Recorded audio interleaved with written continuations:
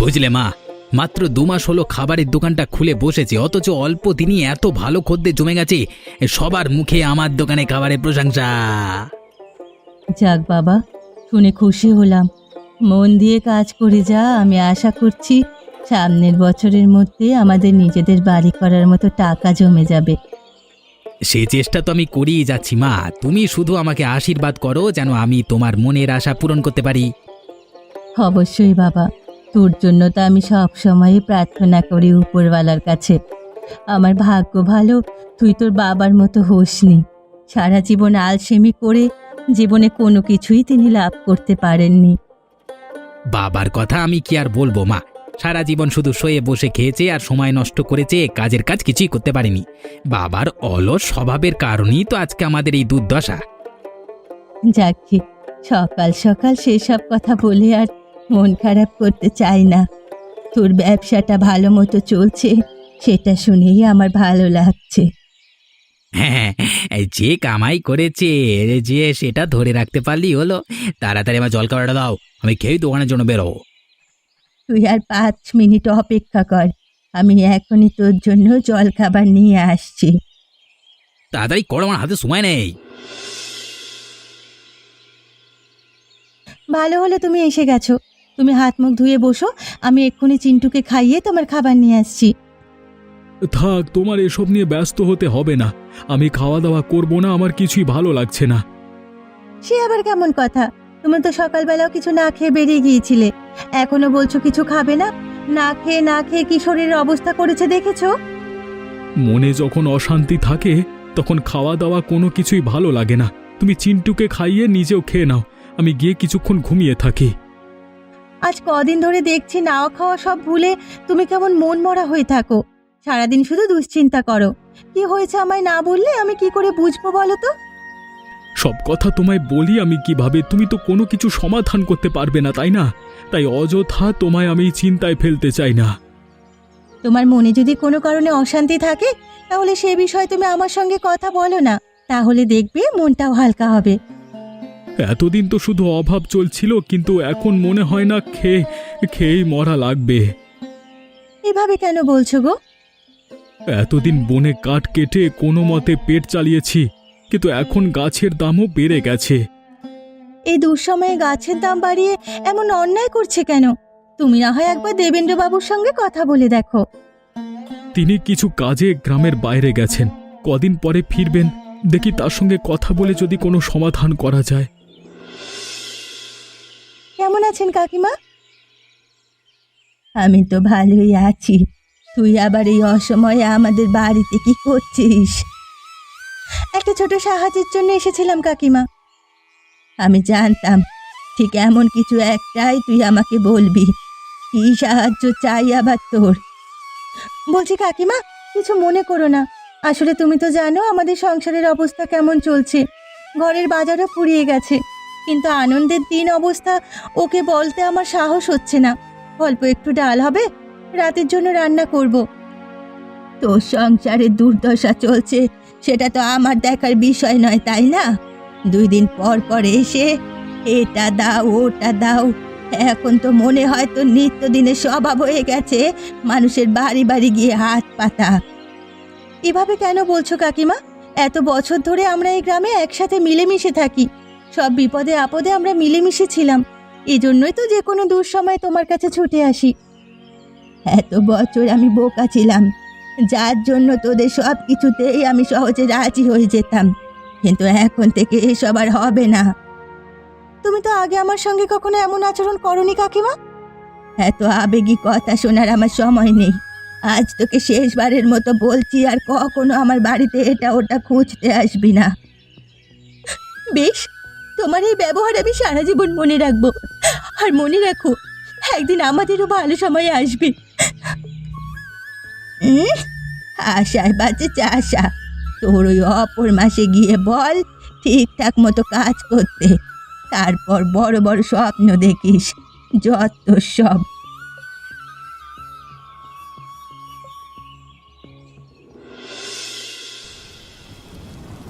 আরে আনন্দ, এই ঝড় বৃষ্টির মধ্যে এত জোরে তোড়জোড় করে কোথা থেকে আসা হচ্ছে? নদীর ওপারে জঙ্গলের ধারে গিয়েছিলাম কিছু গাছ দেখবার জন্য। ফেরবার পথে হঠাৎ শুরু হলো ঝড় বৃষ্টি। বহুদিন হলো তোমার সঙ্গে দেখা হয়নি। কলকাতা গিয়েছিলাম কিছু জরুরি কাজে, মাত্র গতকাল ফিরলাম। আপনি যে গ্রামে ফিরেছেন সে খবর আমি জানতাম না। যদি জানতাম তাহলে আপনার বাড়িতে যেতাম। ভালো করে এখনই আপনার সঙ্গে দেখা হয়ে গেল। কি হয়েছে? আমার সঙ্গে কোনো জরুরি দরকার নাকি? আসলে দেবেন্দ্রবাবু, আপনি তো আমার অবস্থা জানেন। নুন আনতে পান্তা ফোরানোর মতো অবস্থা। এর মধ্যে আবার গাছের দাম দিন দিন যা বাড়ছে, আর কদিন পরে হয়তো আমাদের মতো মানুষদের না খেয়ে মরতে হবে। এ ব্যাপারে শুধু তুমি নয়, আরও অনেকজন আমার সঙ্গে কথা বলেছে। কিন্তু কি আর করব বলো, আমি তো আর একাই কাজ ব্যবসায়ী নই, আরও 10 জনের সঙ্গে মিলে আমার কাজ করতে হয়।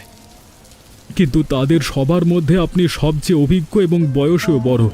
আপনি যদি একদিন সবার সঙ্গে মিলে আলোচনায় বসেন তাহলে হয়তো আপনার কথা তারা মানবে। এতদিন ধরে কলকাতায় থাকবার কারণে আমি এই সুযোগই পাইনি সবার সঙ্গে কথা বলবার। কিন্তু এখন যেহেতু তোমরা এতজন মিলে বলছো, তাহলে আমি একদিন সময় সুযোগ করে বৈঠকে বসবো। খুব ধন্যবাদ, খুব ধন্যবাদ বিষয়টিকে বিবেচনা করে নেওয়ার জন্য। আপনার উপর আমাদের আস্থা আছে। চিন্তা বাদ দিয়ে বৃষ্টি উপভোগ করো আর চা খাও। বাগির আমি দেখছি, বহুদিন পর বৃষ্টি হলো। এত রাতে এভাবে বাড়ির সামনে বসে আছো কেন? চিন্টু কোথায়? কিন্তু অনেক আগেই ঘুমিয়ে গেছে। ঘরে বাজার কিছু নেই, কিছুই রান্না করতে পারিনি। ছেলেটা আমার শুকনো মুড়ি আর জল খেয়ে ঘুমিয়েছে। সে কি, ঘরে যে বাজার নেই সে কথা তুমি আমাকে সকালবেলায় বললে কেন? তাহলে আমি কিছু একটা নিয়ে আসতাম। তোমার যা অবস্থা, আমার ইচ্ছে করেনি তোমাকে অযথা বাজারের কথা বলে চিন্তায় ফেলতে। ভেবেছিলাম আজ কোনো মতে সরলা কাকিমার বাড়ি থেকে কিছু একটা এনে রান্না করে ফেলবো। তাহলে সেটাই করতে। কাকিমা তো আমাদের নিজেরই মানুষ, তার বাড়িতে গিয়ে চাল ডাল কিছু একটা নিয়ে আসতে। গিয়েছিলাম কাকিমার কাছে একটু ডাল খুঁজতে, কিন্তু সামান্য একটু ডাল চাওয়ায় তিনি আমায় যেভাবে অপমান করলেন। এসব তুমি কি বলছো সারদা? কাকিমা তো আমার মায়ের মতো, সুখে দুঃখে সব পরিস্থিতিতে সব সময় তাকে আমি পাশে পেয়েছি। তিনি তোমাকে আপন করেছেন, এটা আমি কিছুতেই মানতে পারছি না। আমি নিজেও নিজের চোখে বিশ্বাস করতে পারিনি। হঠাৎ তার পরিবর্তিত রূপ আমায় খুব অবাক করেছে। কিন্তু তিনি তো সব সময় আমায় নিজের ছেলের মতো দেখতেন, আর তোমায় কত আদর করতেন। দুঃসময় সবাই এভাবে রং বদলায়। রাজু নতুন নতুন খাবারের দোকান দিয়ে বসেছে, শুনেছি টাকা করিও ভালো কামাই হচ্ছে। হয়তো টাকার মুখ দেখি এভাবে রূপ বদলে গেছে কাকিমার। হতেও পারে। যাকে অন্তত তাদের আসল চেহারা তো চিনতে পারলাম। মন খারাপ করে এখানে বসে না থেকে বাড়ির ভেতরে চলো সারদা, রাত হয়েছে।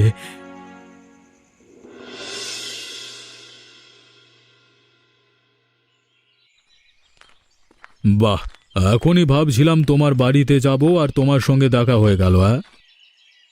পাশের বাড়ির কমলাকান্ত বাবুর সঙ্গে একটু দেখা করতে যাচ্ছিলাম গাছের ব্যাপারে কথা বলবার জন্য। তোমার জন্য খুবই গুরুত্বপূর্ণ সংবাদ নিয়ে আসছিলাম।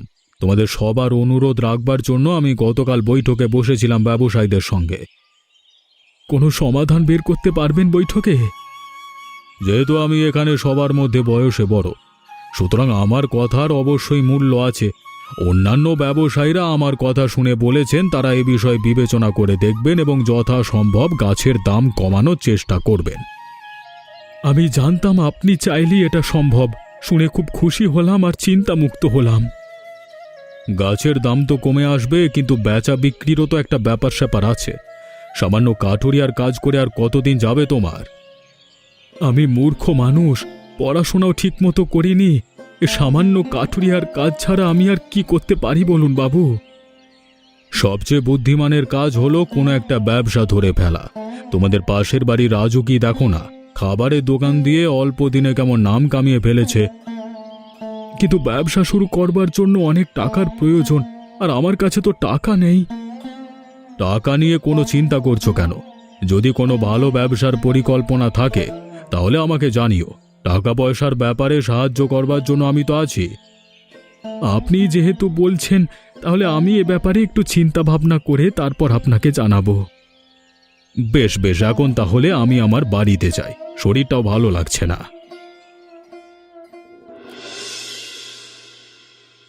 রাজু কাকু কেমন আছো?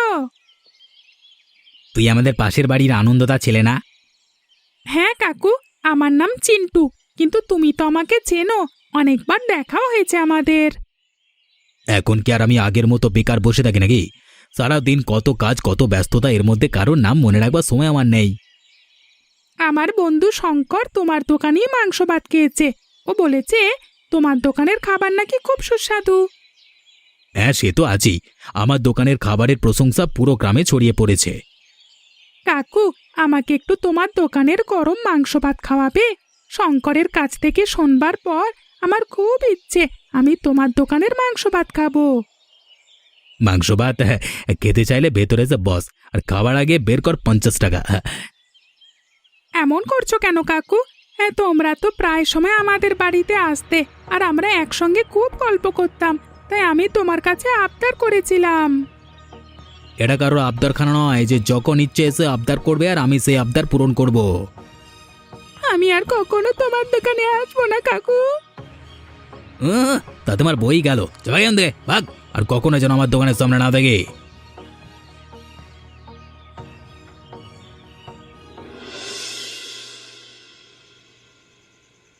এ কি চিন্টু, এই সন্ধ্যাবেলায় তুই কোথা থেকে ফিরছিস আর এভাবে কাঁদছিস কেন? বাবা, তুই অমন করে কাঁদছিস কেন? কেউ কি তোকে কিছু বলেছে? কান্না থামা আর আমাকে বল, তোর কি হয়েছে? কে তোকে কাঁদিয়েছে? নিশ্চয়ই পাশের বাড়ির কোনো বন্ধুর সাথে ঝগড়া করে তারপর কাঁদতে কাঁদতে ছুটে এসেছিস, তাই না? তোকে কত বারণ করি পাশের বাড়ি না যেতে। আমার কোনো বন্ধুর সঙ্গে আমার ঝগড়া হয়নি মা। যদি কারোর সঙ্গে ঝগড়া না হয়ে থাকে তাহলে তুই শুধু শুধু এভাবে কাঁদছিস কেন?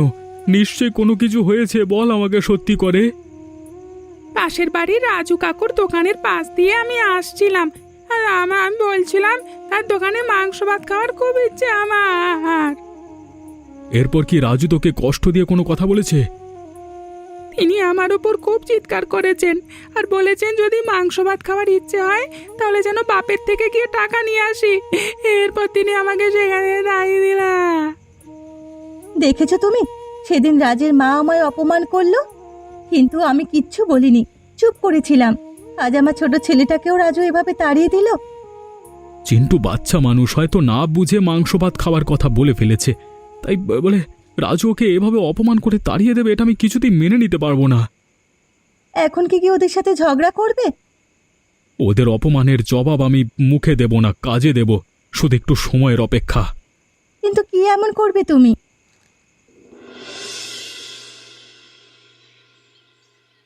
সকাল সকাল কিছু না খেয়ে কোথায় বেরিয়ে গিয়েছিলে, আর এখন ওটা কি নিয়ে এসেছো? গতকাল নদীর ওপারে কাঠ বেচে বেশ কিছু টাকা আয় হয়েছিল, তাই ভাবলাম ছেলের জন্য একটু মাংস নিয়ে আসি। তুমি পারো, এসবের কি দরকার ছিল? হাতে কটা টাকা আসলে কিভাবে ওড়াবে শুধু সেই চিন্তায় থাকো। আরে তুমি এত ব্যস্ত হচ্ছ কেন? ছেলেটা আমার কত দিন ধরে একটু মাংস ভাত খেতে চাইছে, আমি বাবা হয়ে তার এটুকু আবদার পূরণ করতে পারবো না? কিন্তু মাংসের যে দাম, সে হয়তো পথে সবজি কেনা যেত, বেশ কয়েকদিন কেটে যেত আমাদের। চিন্টু ছোট মানুষ, ওর সব আবদার কি সবসময় পূরণ করতে হবে বলে কোনো কথা আছে নাকি? আমার ইচ্ছে হয়েছে তাই আমি আমার ছেলের জন্য মাংস ভাত কিনে এনেছি। এখন তুমি বেশি কথা না বলে তাড়াতাড়ি মাংসটা চড়িয়ে দাও, আজকে গরম গরম মাংসের ঝোল আর ভাত খাবো। তোমাদের দুই বাপ ছেলেকে নিয়ে আমি আর পারি না। সংসার চলেছে অভাবে, অথচ তোমাদের আহ্লাদের শেষ নেই। আহা, আরে আমরা তো প্রতিদিন ভালো ভালো খাবার খাই না, তাই না? যে দোকান ভালো রোজগার হয়েছে অন্তত একটা দিন ভালো খাবার খেতেই পারি। তোমার ছেলে পাশের বাড়ি গেছে খেলার জন্য, বাড়ি ফিরেই মাংসের গন্ধ পেলেই পাগল হয়ে যাবে। আমি তাড়াতাড়ি গিয়ে স্নান সেরে নি, বাড়ি ফেরবার আগে তুমি তাড়াতাড়ি রান্নাবান্না শেষ করে নাও, তারপর তিনজন একসাথে মিলে মজা করে খাবো। বেশ, তাই যাও, আমি রান্না বসিয়ে দিচ্ছি। মাংসের ঝোল আমার সবচেয়ে প্রিয় খাবার।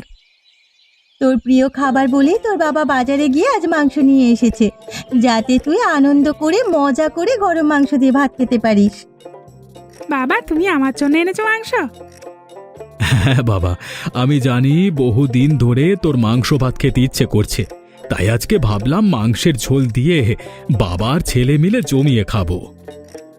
মাংসের এই বড় টুকরোটা তুমি নাও, এত কষ্ট করে বাজারে গিয়ে মাংস এনেছো।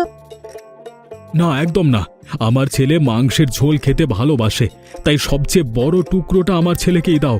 ও ছেলে আমার পেট ভরে খাবে। মা, তোমার হাতের মাংস রান্নার জবাব নেই। আমাকে আরো মাংস দাও। খুব মজা হয়েছে আজকের মাংস রান্না। চিন্টু একদম ঠিক বলছে গিন্নি, খুব সুন্দর রান্না করেছো তুমি। দাও আমাকে আরেক টুকরো মাংস দাও, পেট ভরে খাবো। মা যদি মাংস ভাতের দোকান খুলে বসে তাহলে রাজু কাকুর দোকান আর চলবেই না। মায়ের হাতে রান্না জাদু আছে, লোকে তখন রাজু কাকুর দোকানের মাংস ভাত ছেড়ে মায়ের দোকানে আসবে। তোর বোকা ছেলে, সব সময় যে কি বলিস না, উল্টো পাল্টা কথা না বলে চুপচাপ খাবার খা। চিন্টু তো ভুল কিছু বলেনি গিন্নি, আমরাও যদি একটা খাবারের দোকান খুলে বসি। বাচ্চা মানুষ বললো আর তুমি সেটাই সায় দিচ্ছ। দোকান খুলবো বললেই তো আর হয় না, কত টাকা লাগে। টাকার চিন্তা করতে হবে না, সে বিষয়ে একজন আছে যে আমাদের সাহায্য করতে পারে। সেটা কে? আরে বাহ, দোকানটা তো খুব সুন্দর করে বানিয়েছো তোমরা, কিন্তু গ্রামের এই শেষ মাথায় কেন দোকান খুলে বসলাম আমি তো সেটাই বুঝলাম না। এখানে প্রত্যেক দিন শহরের যাতায়াতরত গাড়িগুলো পারাপার হয়, আর তাই যাত্রীরা খাওয়া দাওয়ার জন্য ভালো দোকান দেখলে এখানেই থামবে, এটা ভেবেই আমরা গ্রামের একদম শেষ মাথায় দোকান খুলেছি। আমি তো আগেই বলেছিলাম তোমার কাঠুরিয়া না হয়ে ব্যবসায় হওয়া উচিত। তোমার খুব বুদ্ধি, আনন্দ। কিন্তু আপনি যদি আমাদেরকে আর যেভাবে সাহায্য না করতেন তাহলে আমাদের এই স্বপ্ন কখনোই সত্য হতো না। আপনাকে অসংখ্য ধন্যবাদ। দয়া করে এসব বলে আমাকে ছোট করবে না। তোমাদেরকে অনেক খারাপ সময় পার করতে দেখেছি।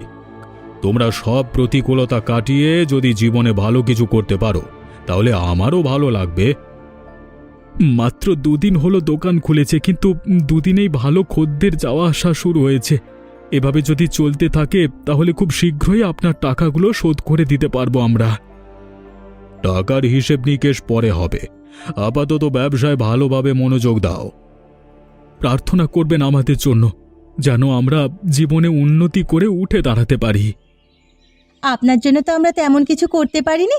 আসুন আমাদের দোকানে একটু মাংস ভাত খান, দয়া করে না বলবেন না। আচ্ছা বেশ বেশ, চলো চলো তাহলে তোমাদের দোকানের মাংস ভাত খেয়ে দেখি। কি হলো রাজু, এখনো তো ভালোভাবে সন্ধ্যা হয়নি, তুই এত তাড়াতাড়ি বাড়ি ফিরে এলি কেন? সারাদিন মিলিয়ে যদি দোকানে ভালোভাবে খদ্দের না হয় তাহলে দোকানে বসে থেকে আর কি করব বলতে পারো? খদ্দের নেই মানে? কদিন আগেও তো তুই খদ্দেরের ভিড়ে নিঃশ্বাস নিতে পারতিস না, আর এখন বলছিস খদ্দের নেই। কত সুন্দরভাবে আমার ব্যবসাটা চলছিল, কিন্তু ওই আনন্দ আর তার স্ত্রী শারদা আমার সব পরিশ্রমে জল ঢেলে দিল। আনন্দ আর শারদা, ওরা আবার কি করেছে?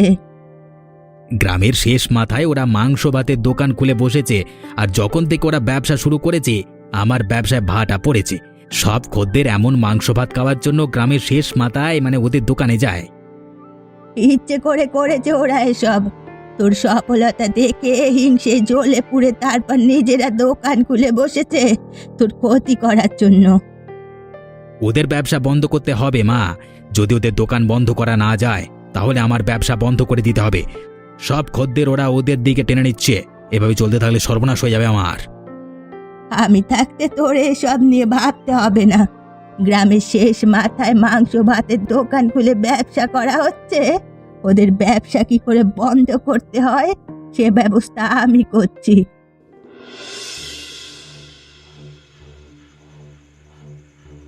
তোরা তো আমরা এখানে কি করছি মা?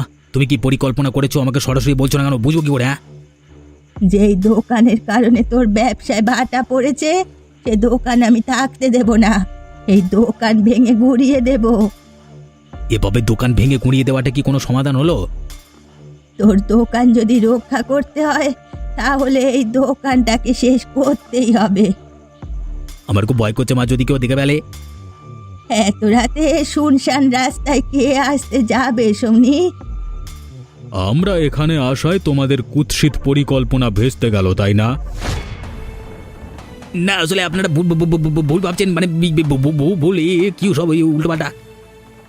2 দিন আগে সন্ধেবেলায় আমি রাজুর বাড়িতে গিয়েছিলাম, কিন্তু তখন তোমরা আনন্দের দোকানের সফলতা নিয়ে হিংসায় জ্বলছিলে।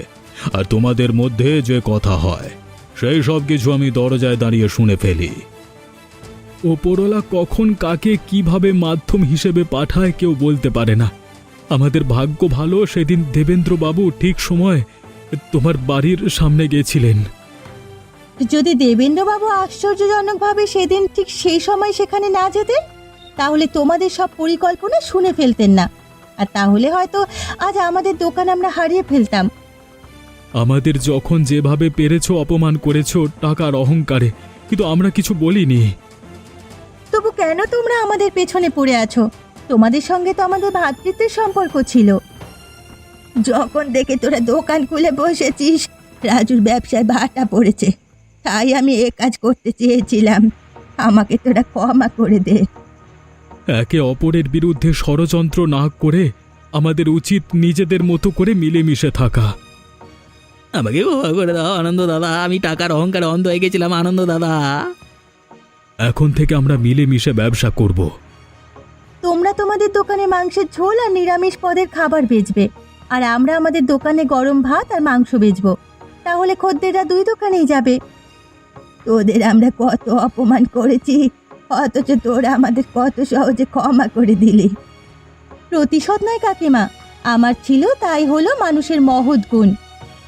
এমনই মজার মজার সব গল্প দেখতে আমাদের চ্যানেলটিকে সাবস্ক্রাইব করতে ভুলবেন না। ধন্যবাদ।